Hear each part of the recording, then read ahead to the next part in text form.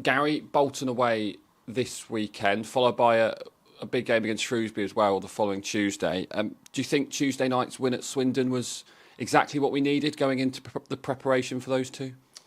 Yeah, I think it was. I think we've had a number of weeks at the training ground where we've worked on different things, spoke a lot with the players, gave them clarity on what we need to do moving forward to improve results. Tuesday was good in terms of building that into a game and getting a positive result in the game. I thought we started the game extremely well. Then after that, for different reasons, didn't quite get to the heights that we wanted to. But I think that's good for today, tomorrow, and try to build for Saturday. So the players are in a good place.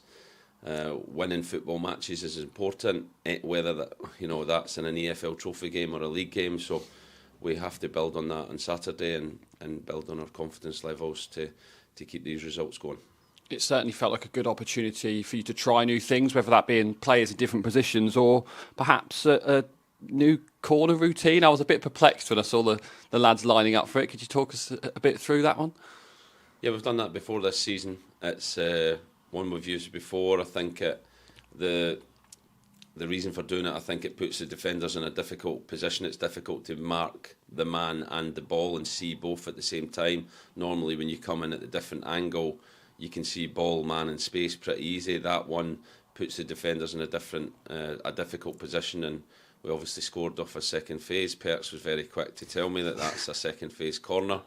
So yeah, we're always looking to improve. We're always looking to try different things that are going to help us win a game of football. And I think, like I said, we've done that before, but I think it was effective on the night. You could see actually that the Swindon players weren't sure who to track, who to watch out for, and came close a couple of times from it. And like you said, scored from the second phase. So it certainly looks like it'll be something that you'll be wanting to implement more often. Yeah, I think we're always trying to improve what we do, and we look at every team and how they defend and how they set up, and we try and pick a weakness and try and exploit that. I think with the players we've got coming back, Dion gives us the short corner where he can attack the box at speed and put defenders on the back foot. So the more players we have and the more options we have, that gives us that luxury of trying different things and being unpredictable, not just in how we play, but also in our set pieces as well. It was great to see Dion back, and in that half an hour, important to stress that was a planned substitution after half an hour. It gives you just another string to our bow up front, if you like, with Ilmari and Yannick providing competition in those positions as well. It must be great to have Dion back as someone you can pick. I think Dion, just his energy around the place has lifted the players, and I think good players lift other good players to better heights. And having Dion in training, having Emmy back in training, Tom Carroll came back into training last week as well. Having those players lifts the other boys. They get a boost from seeing those players on the training pitch. They get a boost when they see them in the team, and Dion is someone that I think gives us a real outlet. I think he gives us speed, which is always hard to defend against, and it was good to get him 30 minutes. He said he was blowing after those 30 minutes, having been out such a long time, but we've managed them, yesterday to recover, and hopefully today start to prepare for Bolton and see him on the pitch again on Saturday. How much more beneficial do you think it was for him to continue his recovery at Chelsea with their world-class, unbelievable facilities over perhaps coming back here a bit earlier? Yeah, it was brilliant. We're again constantly in dialogue with Chelsea. We respect the facilities they have, the staff they have, and it was always important that they were in control of Dion's recovery. They've managed that extremely well. They've spoke to Michael throughout it all. We've spoke to them in terms of what minutes he's going to get. They've gave us a protocol which was pretty much identical to how we would normally bring a player back. So that understanding and that alignment's very good, and hopefully we can keep that relationship for other good loan players, because they are a club with fantastic young players, and hopefully we can get Dion back to the form that he showed early season as well. That injury list seems to be getting shorter, which is always a positive. But Admiral Musgrave picked up a knock with Zimbabwe. What can you tell us about that one? Yeah, I texted him after the game, and he said he doesn't think it's too bad, but he's going in Luton, I think, today to kind of get it assessed, and then because he's only just arrived back into London, and then we'll probably, it won't be till next week because we're leaving so early. It'll be next week he'll return to Michael, and we can get the full extent of what's happened to him.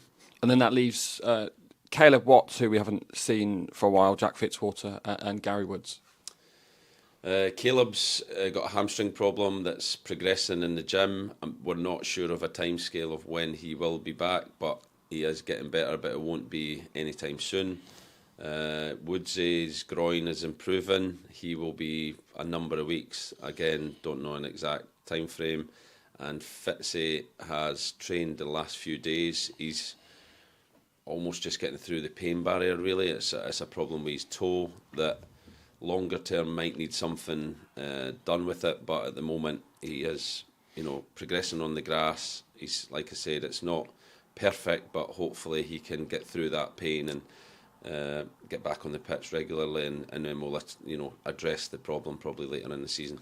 A final thing before we talk about Bolton then. Congratulations to Vil making his competitive debut for Finland against San Marino earlier this week.